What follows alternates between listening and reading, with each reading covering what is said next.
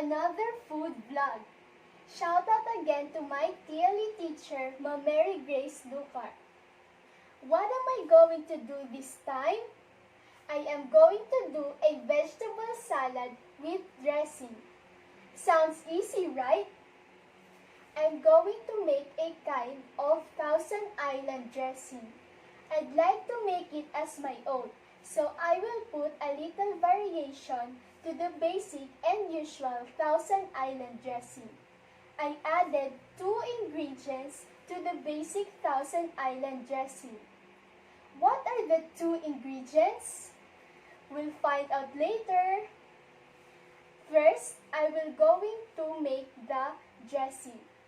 I am calling it as 1002 Island dressing a la Carmeli. Are you ready?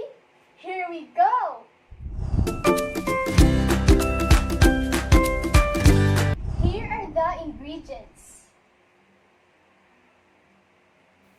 1 cup of mayonnaise, 1/2 cup of ketchup, 1 tablespoon of minced pickles, 1 teaspoon of minced garlic, a little chopped onion leaves, a little chopped celery, 1 teaspoon of table sugar, pinch of salt, and a pinch of powdered pepper.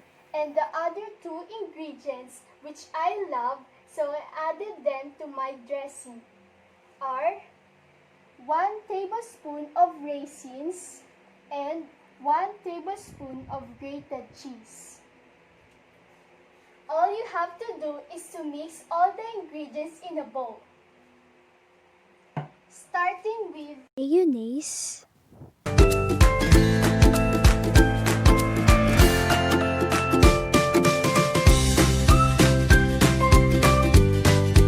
ketchup,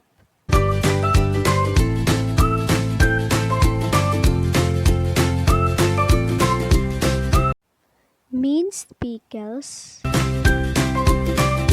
minced garlic,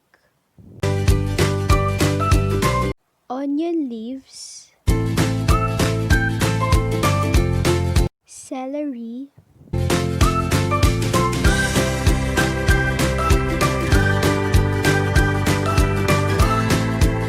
sugar, salt,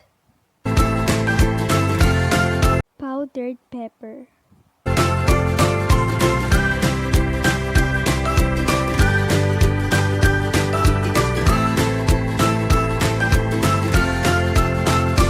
Raisins that will add a sweet texture to the dressing, and the cheese that will balance the sourness of the mayonnaise.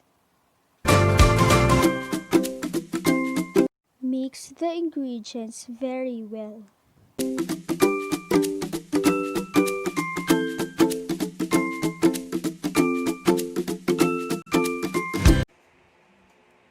And now we're done.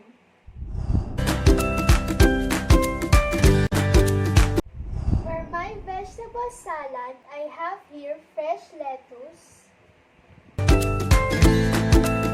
Chopped cucumbers,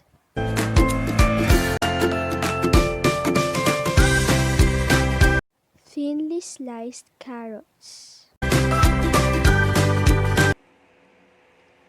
Now we're going to put the dressing in my vegetable salad, which is my mama and dada's all-time favorite.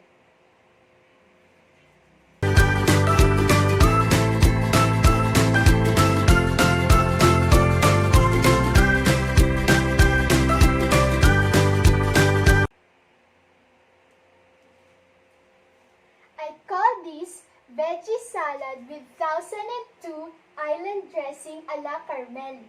Hope you like it!